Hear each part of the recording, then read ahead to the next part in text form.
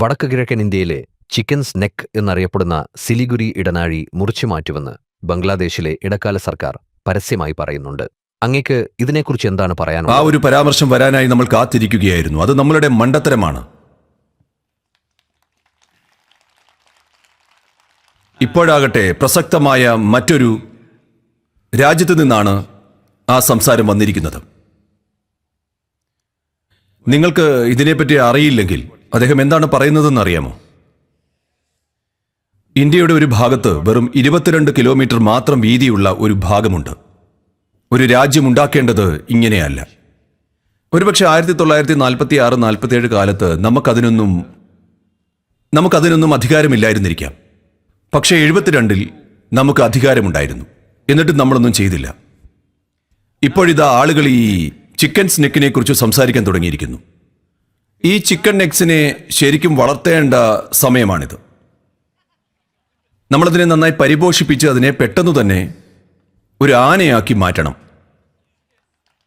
നമ്മളത് ചെയ്യേണ്ടതുണ്ട്.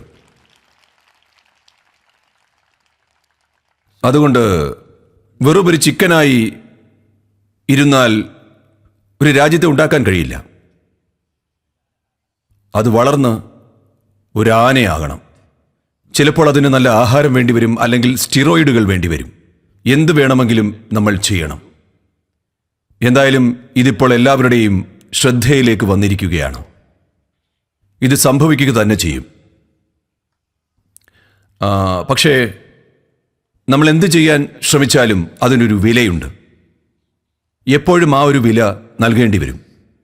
നോക്കൂ, ഈ ലോകത്ത് രാജ്യങ്ങളോ അതിർത്തികളോ ഇല്ലായിരുന്നുവെങ്കിൽ എത്ര നന്നായേനെ. ഈ മനോഹരമായ ഭൂമി ഒരു ബർത്ത്ഡേ കേക്ക് പോലെ കഷണങ്ങളായി മുറിച്ചിട്ട് എന്നിട്ട് പറയും, ഇത് എൻ്റെ കഷ്ണം, അത് നിന്റെ കഷ്ണം എന്ന് പറയുന്നത് മണ്ടത്തരമാണ്. പക്ഷേ നമ്മൾ ഇപ്പോഴും അത്തരമൊരു നിലവാരത്തിലാണ് ജീവിക്കുന്നത്. പെട്ടെന്ന് തന്നെ നമ്മൾ എല്ലാവരും കെട്ടിപ്പിടിച്ച് സന്തോഷത്തോടെ ജീവിക്കുമെന്ന് വിചാരിക്കാൻ കഴിയില്ല. നിലവിൽ അത് പ്രതീക്ഷിക്കുന്നത് മണ്ടത്തരമാണ്. അതൊരു ആഗ്രഹമാണ്. എന്നെങ്കിലും നമ്മൾ അങ്ങനെയാകണം. പക്ഷേ ഇപ്പോൾ രാജ്യങ്ങളുടെ പരമാധികാരം നിലനിർത്തുന്നത് പ്രധാനമാണ്. ഒപ്പം അയൽ രാജ്യങ്ങളെയും അഭിവൃദ്ധിയിലേക്ക് നയിക്കണം. എങ്കിൽ മാത്രമേ പതിയെ പതിയെ അതിർത്തികൾ ചെറുതാക്കി കൊണ്ടുവന്ന് കാലക്രമേണ ഇല്ലാതാക്കാൻ നമുക്ക് സാധിക്കൂ. ഇപ്പോൾ ഇതൊക്കെ അസാധ്യമായി തോന്നിയേക്കാം. പക്ഷേ 1944-45 കാലത്ത് യൂറോപ്പിലെ അവസ്ഥ ഇതുതന്നെയായിരുന്നു. ആളുകളന്ന് അത്ര ക്രൂരമായിട്ടാണ് പോരാടിയത്. ക്രൂരമായി എന്ന് പറഞ്ഞാൽ 2ാം ലോക മഹായുദ്ധം പോലെ അങ്ങേയറ്റം ഭീകരമായി. പക്ഷെ ഇന്ന് നോക്കൂ, അവരെല്ലാം യൂറോപ്യൻ യൂണിയന്റെ ഭാഗമാണ്. അപ്പോൾ ഇത് സാധ്യമാണ്. എന്തായാലും ഈ അപാകത സംഭവിച്ചിട്ട് വെറും 78 വർഷമേ ആയിട്ടുള്ളൂ. ചില തിരുത്തലുകൾ ആവശ്യമാണ്. ആ തിരുത്തലുകൾ നടന്നേ തീരൂ. നമ്മൾ ഈ കോഴിയെ നന്നായി തീറ്റിപ്പോറ്റി ഒരു ആനയാക്കി മാറ്റണമെന്നാണ് എനിക്ക് തോന്നുന്നത്. ആനയുടെ കഴുത്താണെങ്കിൽ കൈകാര്യം ചെയ്യാൻ എളുപ്പമായിരിക്കും.